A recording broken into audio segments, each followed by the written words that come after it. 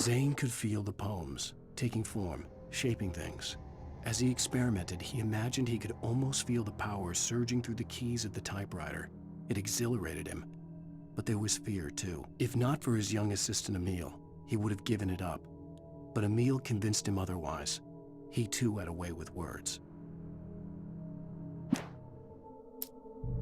Hartman kept talking, giving Barry the grand tour, clearly proud of the place. He went on and on about his hunting trophies, and Barry was impressed. But he was here on business. He raised his voice, cut through the monologue. "Hey, Hartman, where's Al?" Hartman stopped in mid-sentence, annoyed at the interruption. He nodded at the hulking orderly standing nearby. The man smiled and clapped a practiced hand on Barry's shoulder. Hartman followed the fall of Alan Wake with his binoculars. When the rider hit the water, he ordered Jack to take the boat to him. The spot was easy to see in the dark, even with all the extra lights in the boat. The flare floated and kept burning even in the water. Jack turned the radio louder as the engine sputtered. The music was rough and clanking, something the Anderson brothers would no doubt have enjoyed. But Hartman chose to ignore it. Wake was finally within his reach. Hartman knew he was no creator. He had no ambitions on that front, and he certainly didn't want to end up like every artist he had worked with here, damaged in ways that were hard to describe, or worse.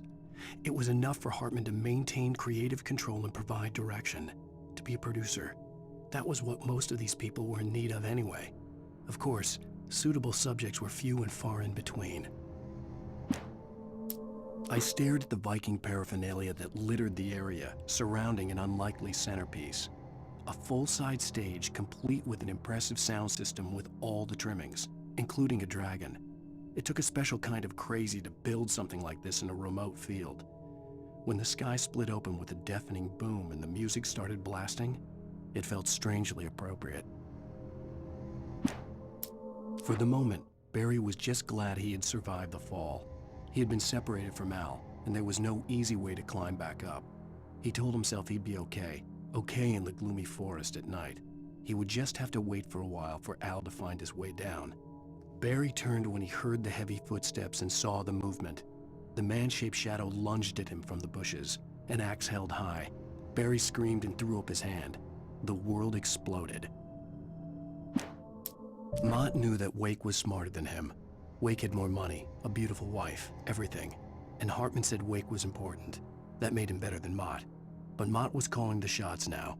He'd expected Wake to whimper and grovel, but instead, he seemed willing to fight. Mott knew he'd gotten under Wake's skin. If only Mott actually had his wife. The thought made him shiver. Hartman wasn't happy. Mott could see it in his eyes. He quickly lowered his own. He had made a mess of it, and he knew it. The shame of failure was hard to bear. He hadn't expected Wake to say he needed more time, and he blurted out 2 days, less than Wake had asked for to show him who was in charge. But that wasn't part of Hartman's plan. Hartman hurried down the corridor. He had disliked leaving Wake when he was surely at his most susceptible to therapy. But this was not an ordinary storm. Wake had been writing, and he had woken something up in the depths of the lake. Now, it was coming for him. Hartman had naturally prepared for a situation like this. The idiot brothers would keep Wake distracted while Hartman double-checked everything, just to be sure. Hartman watched as Wake's features slackened. The man was bullheaded, no doubt. Even lying on the bed, he'd almost broken Hartman's nose the second time. But with a little time, he could break Wake down, give him proper direction. Wake was easily the most promising subject he had had. Well, since Tom, really. "Sleep well, Alan," Hartman whispered with a smile. "Let me take care of you."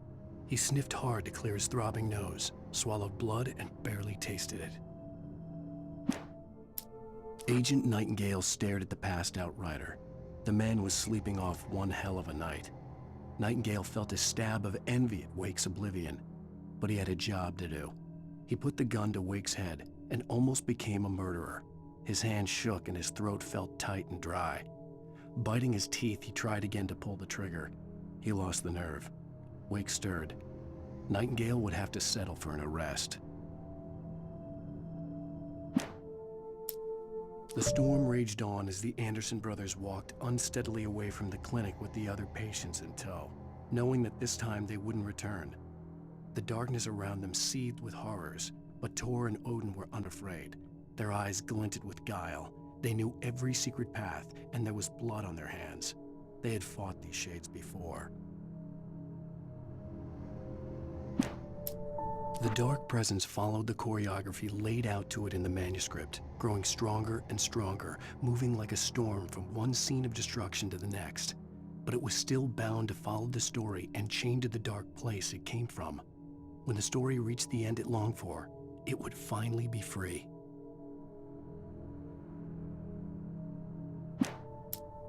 It's 1976. Madness reigns at the Anderson farm. Contrary to all logic, the headiest ingredient of their moonshine is unfiltered water from Cauldron Lake.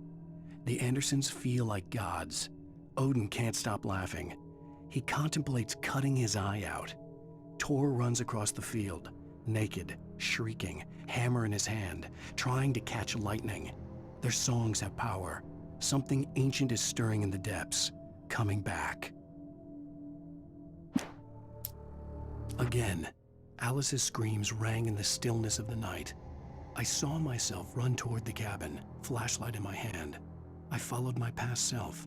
I was an out-of-body observer, a time traveler in a crazy drunken dream. This was the beginning. The night Alice had disappeared. The mystery of what had happened during the missing week was about to reveal itself.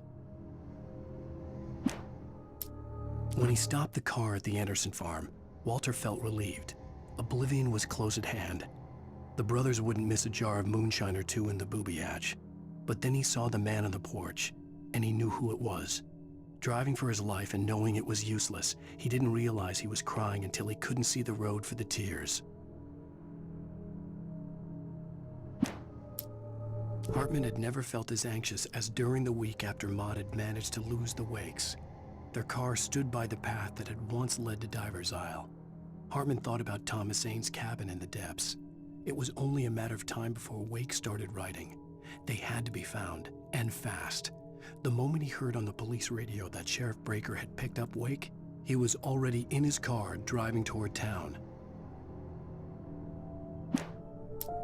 For a moment, Hartman considered strangling the idiot.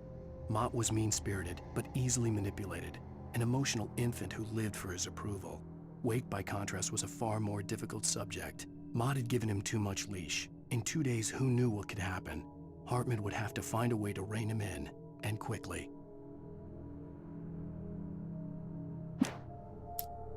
Deputy Mulligan tuned Thornton's chatter out. He didn't think writers were particularly useful people, and a huge manhunt for one struck him as idiotic. Certainly not worth the missed opportunity for coffee and pie.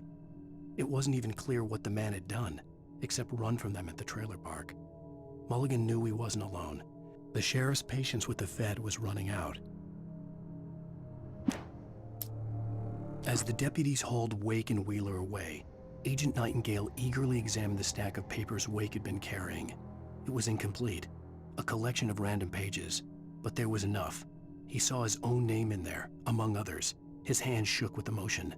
Finally, it was proof. He had been right all along.